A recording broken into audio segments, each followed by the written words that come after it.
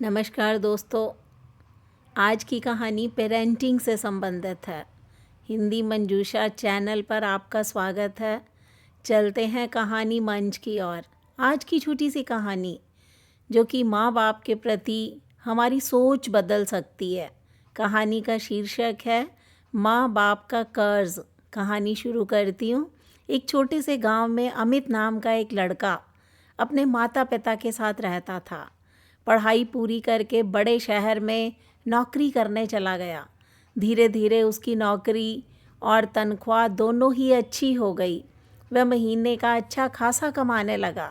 शहर की रंगीन दुनिया में डूबकर अमित ने अपने माता पिता को फ़ोन करना, चिट्ठी लिखना लगभग बंद कर दिया। कभी कभी औपचारिकतावश वह महीने के अंत में पैसे भेज देता। उसे लगता पैसे भेज रहा हूँ, यही सबसे बड़ा फ़र्ज़ है माँ बाप के लिए। एक छुट्टी में अमित गांव आया। घर में आते ही माँ सुनीता ने उसे गले लगाया, मगर अमित ने झुंझला कर कहा, माँ मैं यहाँ आराम करने आया हूँ। रोज़ रोज़ ये आंसू प्यार दिखाने की आदत छोड़ दो। अब मैं बड़ा हो गया हूँ। तुम हमेशा कहती रहती हो कि माँ बाप का कर्ज नहीं उतर सकता, लेकिन सच बताऊँ ये सब बातें बस भावुक बनाने के लिए होती हैं। मैंने तुम्हें पैसे भेजकर अपना कर्ज उतार दिया है। माँ सुनीता ने धीरे से मुस्कुराते हुए कहा, बेटा रुपया पैसा तो बस ज़रूरत पूरी करता है, कर्ज नहीं उतारता। अमित चिढ़कर बोला, तो फिर बताओ तुम्हारा कर्ज कैसे उतर सकता है? क्या चाहिए तुम्हें? सोना चांदी, घर, कपड़े, गहने?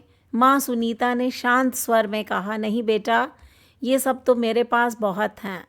अगर तू सच में मेरा कर्ज उतारना चाहता है तो आज रात मेरे पास सो जा। अमित हंसा, इतनी सी बात? ठीक है माँ, आज मैं तेरे कमरे में सोऊंगा। फिर समझ लेना मैंने सारा कर्ज चुका दिया। रात को अमित माँ के कमरे में सोने आया। थोड़ी देर बाद जब उसे नींद आने लगी तो माँ ने पुकारा, बेटा मेरी आंखों में बहुत जलन हो रही है, ज़रा तौलिया पानी में भिगोकर मेरे माथे पर रख दो। अमित झुंझलाया, अरे माँ सोने दो ना, दिन भर थका हूँ। पर फिर भी उठकर उसने अनमने मन से तौलिया भिगोकर माँ के माथे पर रख दिया। कुछ ही देर में माँ सुनीता ने फिर आवाज़ दी, बेटा पंखा तेज कर दे, घुटन हो रही है।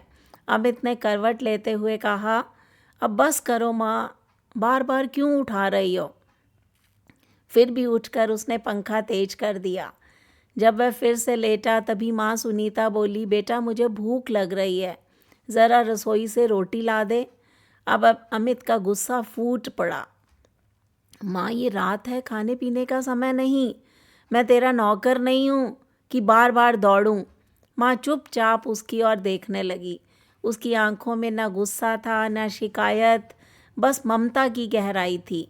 सुबह होते ही अमित ने कहा, माँ अब मैं समझ गया, तेरा कर्ज चुकाना नामुमकिन है।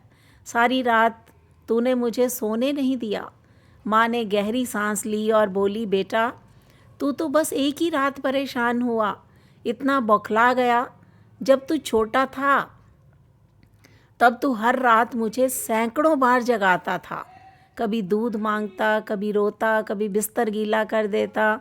मैं हंसकर तुझे संभालती थी, खुद भूखी प्यासी रह जाती, लेकिन तुझे कभी तकलीफ़ नहीं होने देती थी। तेरी एक छींक पर मैं पूरी रात जाग जाती थी। तू बीमार होता तो तुझे गोद में लेकर आंगन आंगन घूमती थी। तब मैंने कभी नहीं कहा कि तू मेरा कर्ज चुका। माँ सुनीता की आंखों से आंसू बहने लगे। बेटा माँ बाप का कर्ज कभी उतर ही नहीं सकता। पैसा देकर, एक रात साथ सोकर या 1000 उपहार देकर भी। माँ बाप का कर्ज केवल तब समझ आता है जब आप खुद माँ बाप बनते हैं। अमित यह सुनकर हैरान रह गया। उसे पहली बार एहसास हुआ कि उसने माँ बाप को सिर्फ पैसों का भूखा समझा था, जबकि असली भूख तो उनके दिल की थी, प्यार और अपनापन। उसने माँ के पैरों में सिर रखकर कहा, माँ माफ़ कर दे, अब मैं समझ गया, तेरे कर्ज को उतारना संभव नहीं है। लेकिन वायदा करता हूँ कि आगे से तेरे प्यार को कभी हल्के में नहीं लूँगा।